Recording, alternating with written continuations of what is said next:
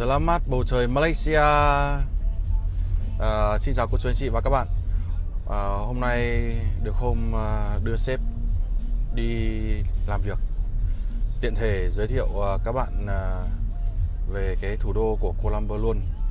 Hôm nay mình sẽ đi vào giữa trung tâm của thủ đô Kuala Lumpur. Let's go.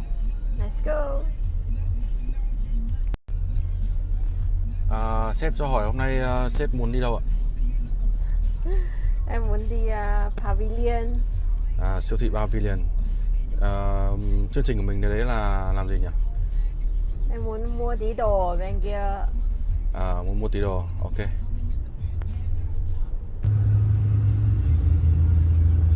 Đây là tòa nhà Merdeka, cao hơn 600 mét ấy.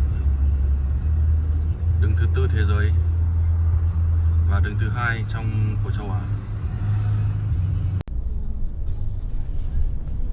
Cái khu vực này là khu vực trung tâm của thành phố, kiểu dạng như là hàng trống với cả hàng khay, bờ hồ của mình ở Hà Nội ấy. Thành ra là khu vực này lúc nào cũng tắc đường.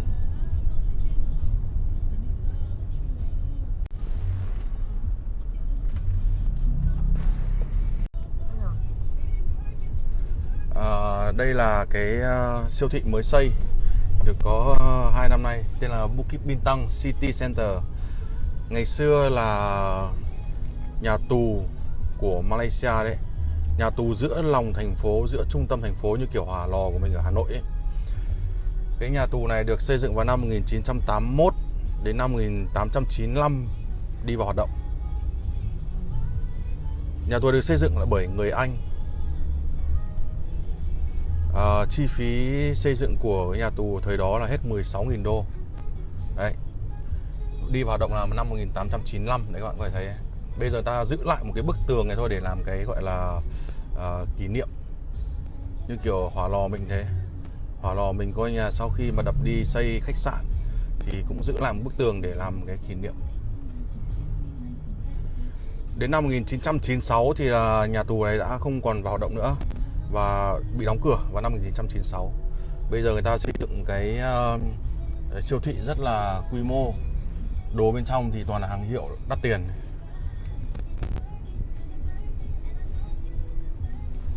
Ok.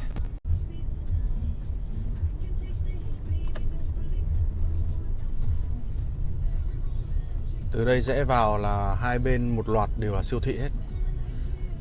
Gọi là siêu thị liên hoàn. Các siêu thị nối tiếp nhau.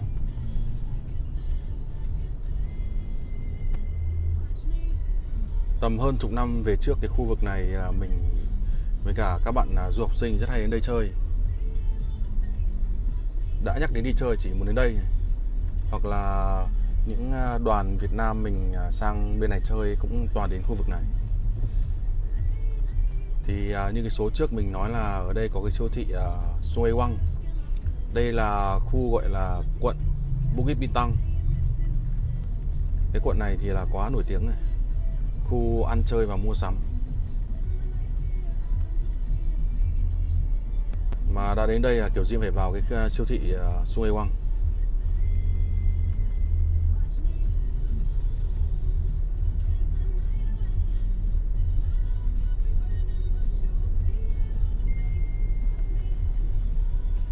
Ngày xưa hồi mình mới bước chân sang Malaysia, những ngày đầu tiên khi mà đến đây, cái cảm giác nó khác lạ lắm.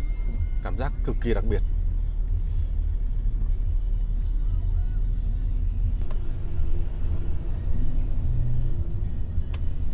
Lãng mạn quá nhỉ. Đứng giữa ngã tư chụp này, cưới.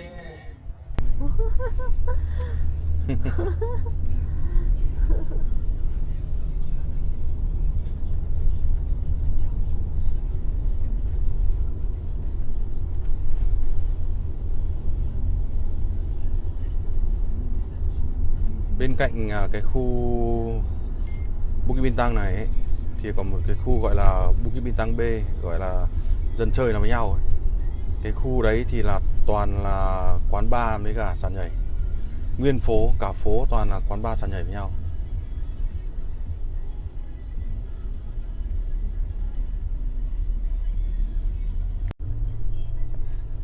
Dãy phố này tên là Jalan Chulan. Ngày xưa dãy phố này là có một cái nhà hàng Việt Nam cũng tương đối to, và mình và vợ mình đã làm cái lễ đính hôn ở cái nhà hàng đấy. Cái năm đó là cả một phái đoàn Việt Nam sang, họ hàng anh em cô bác sang để làm cái lễ đính hôn. Bây giờ nhà hàng đấy không còn rồi. Bây giờ mình đang ở trong hầm gửi xe, đi tìm chỗ đỗ xe. Trong hầm đỗ xe này rất là rộng. Không biết Việt Nam mình bây giờ như nào, chứ bây giờ ở bên này là những cái siêu thị là người ta có những cái đèn ấy. Đèn đỏ thì là có xe đỗ, còn đèn xanh thì là có thể đỗ vào bên trong. Rất là thuận tiện trong việc tìm chỗ đỗ. Mà đỗ xe xong là phải chụp ảnh xem là đỗ vào ô số bao nhiêu, tầng mấy, chứ không đến lúc mà tìm xe thì cũng thật là phát mệt luôn ấy. Và tìm xong gọi là vô vọng luôn đấy. Đấy, thành ra là phải cẩn thận, cứ phải chụp hình cho chắc ăn. Hey, xin chào cô chú anh chị và các bạn. Đây là nơi mình muốn dẫn cô chú anh chị và các bạn đến, siêu thị Pavilion, một trong những siêu thị nằm giữa thủ đô Kuala Lumpur với diện tích là 150.000 m². Siêu thị này được mở cửa vào tháng 9 năm 2007 và đến 2016 cũng là tháng 9 luôn thì là được mở rộng thêm. Bây giờ thì là quá to rồi, rộng 150.000 m². Đây là một chuỗi quần thể toàn siêu thị. Bên cạnh đây là cũng có khách sạn của Pavilion luôn.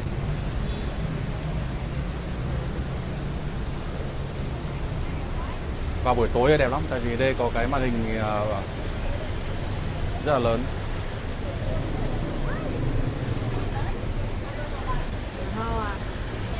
LV， I take LV， 走前一点。你拍完这里先。 Buổi tối ở đây là đèn thì cực kỳ lung linh. Lung linh về đêm.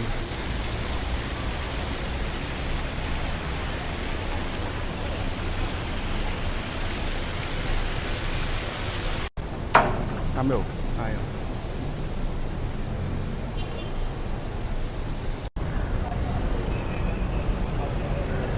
Xin giới thiệu với các bạn nhé, những ai là tín đồ của Louis Vuitton nhá thì vào đây. LV chuyên túi xách đồ.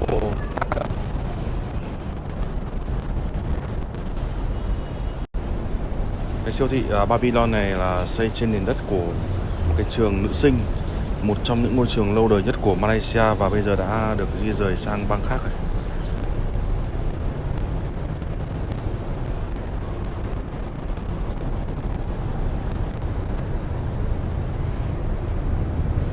Rồi, bây giờ chúng ta sẽ đi vào bên trong của siêu thị.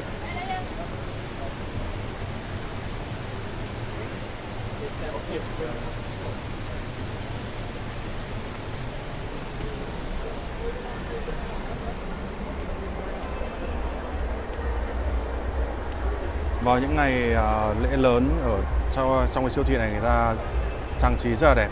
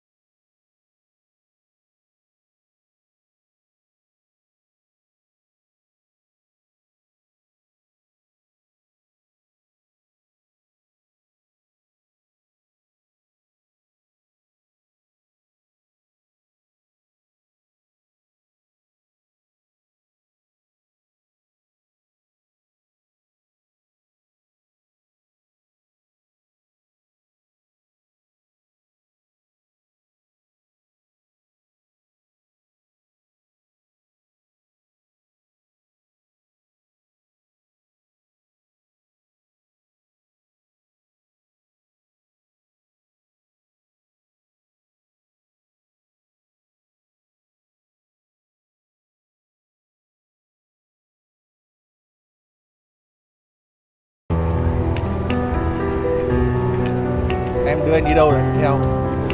Chỉ cần nơi đó có em, đi đâu cũng được. Đây là khu food court, khu ăn tập trung.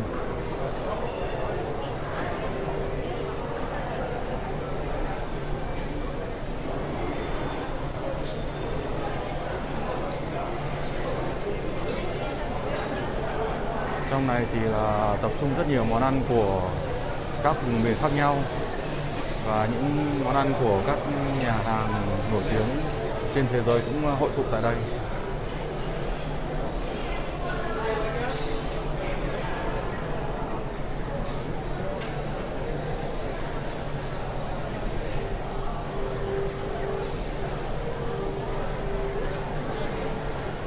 Đây người đang có những cái đĩa ăn mẫu rất là đẹp.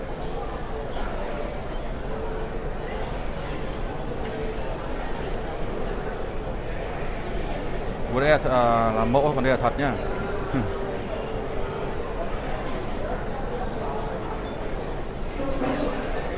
Nhà hàng Hàn Quốc Korea. Hiện tại bây giờ đang là giờ cao điểm, giờ ăn trưa thành ra là mọi người rất là đông.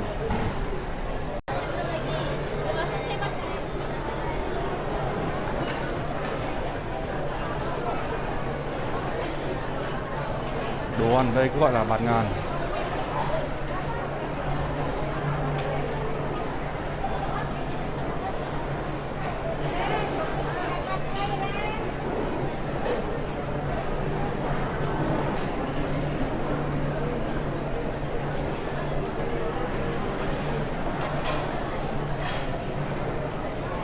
Cơm từng khay rất là to.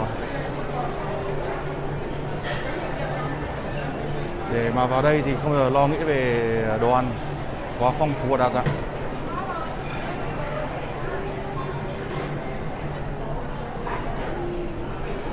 Đồ ăn trung bình ở đây là sẽ dao động từ 17 dinh cho đến 35 dinh tùy từng món.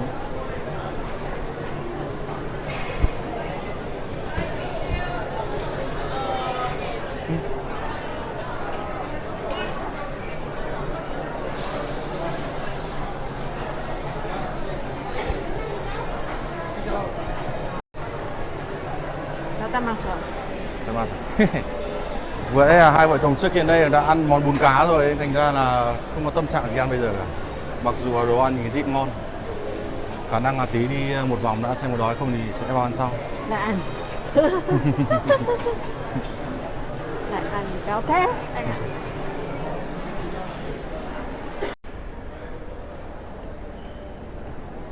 Đây là một trong những hàng vàng của Malaysia.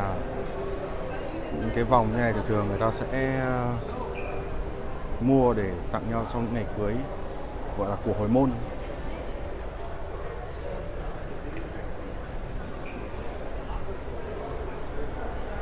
Cái nhẫn kia là 187.000, xin lỗi nha, 187.000. Sao? Anh muốn mua cho em ạ? Được, đơn giản gì đâu. Cho anh ít thời gian nữa. Cần thời gian thôi.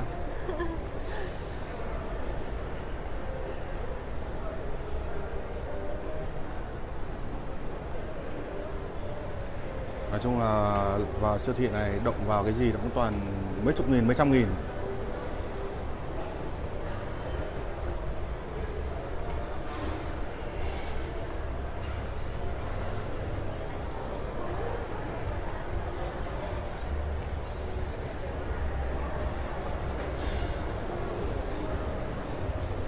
Và xem cả siêu thị nó to như này nhưng mà những cái hãng lớn nó chỉ thuê những cái ô nhỏ nhỏ ấy thôi.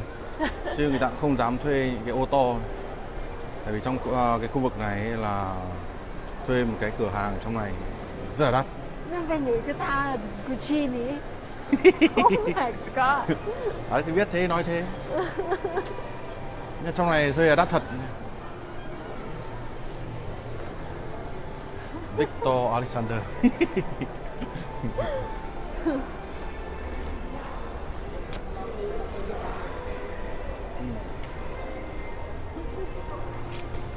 Cười nhiều quá. Biết đến đâu nói đến đấy. Này. 1层、2层、3层都是Gucci。chắc các bạn Không biết vợ mua cái túi này lúc nào. Cũng là cái túi Gucci đấy. Vừa nhắc mình mới để ý đấy. Dạo này nhiều tiền thế. Gucci Xin lỗi nha, vậy em không biết, tưởng là Gucci nó chỉ có mỗi một cái quầy nhỏ nhỏ thôi, ai dè đây là tận 3 tầng. Anh chán thế. Chán thật. Gucci à, Prada. Hermes. Hermes đâu? Cuối cùng. Chị này chị thông thổ đây đó. Đây là những nhãn hiệu nổi tiếng.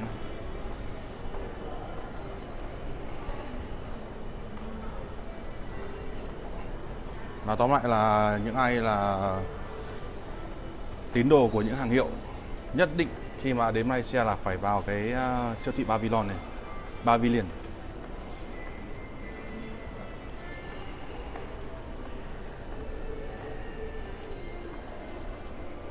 Và cái hãng cuối cùng là hãng Hermes, của mình gọi là Hermes ấy.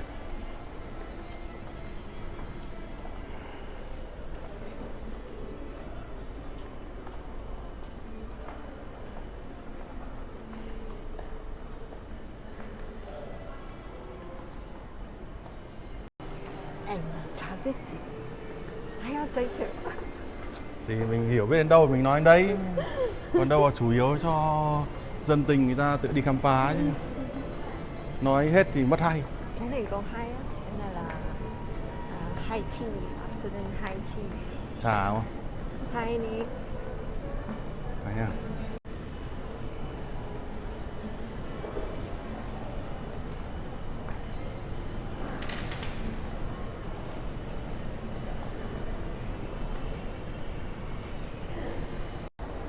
Như cái hãng Gucci này là người ta làm cả 2 tầng luôn, tầng trệt và tầng trên này, tha hồ chọn lựa.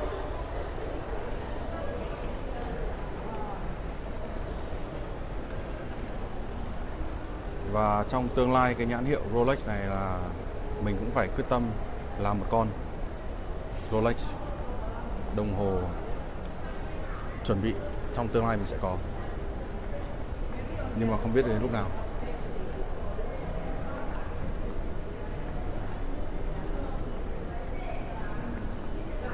Đây cái màu này mình thích này, thích cái màu đen và màu xanh dương này rất đẹp. Nhớ nhá, mai sau mà có mua tặng anh mình mua cái này nhá. Em mua cho Làm like chính nhá. cả subscribe. Rồi em mua cho anh nha. Rồi các bạn like và đăng ký nhiều nhá để cô mua đồng hồ cho mình Rolex. Rolex. Đấy nhá. Malaysia làm đất nước sầu riêng thì thành ra giày giết cái dạng thiết kế như kiểu như là vỏ sầu riêng luôn.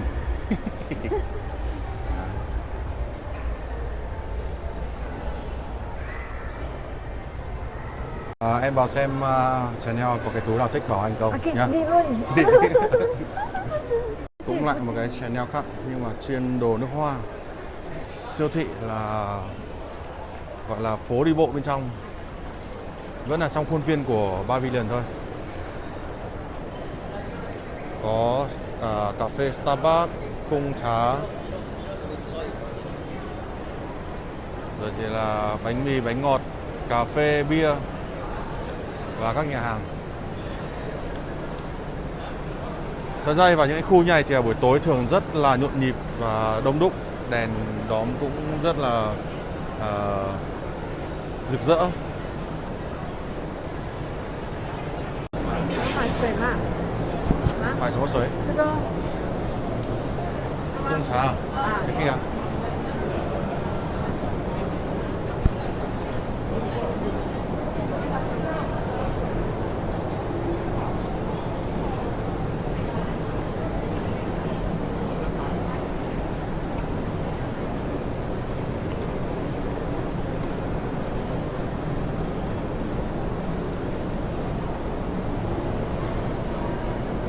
Ở trên này là cũng có một cái nhà hàng Việt Nam đấy.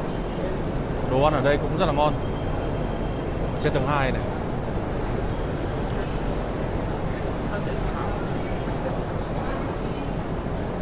signature brown sugar. Or How long tea?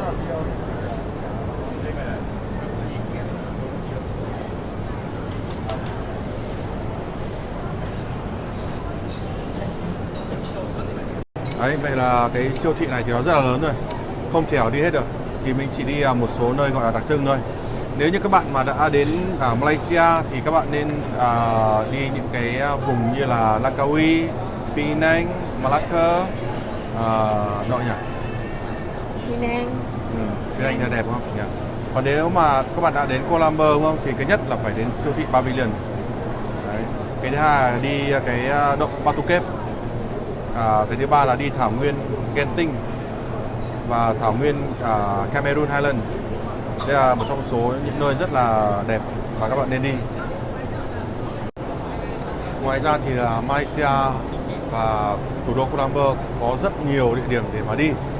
Sẽ có còn nhiều nơi nữa, Cường sẽ dẫn cô chú anh chị và các bạn vào những chương trình tiếp theo. Xin hẹn gặp lại cô chú anh các bạn vào các chương trình tiếp theo. Bye bye.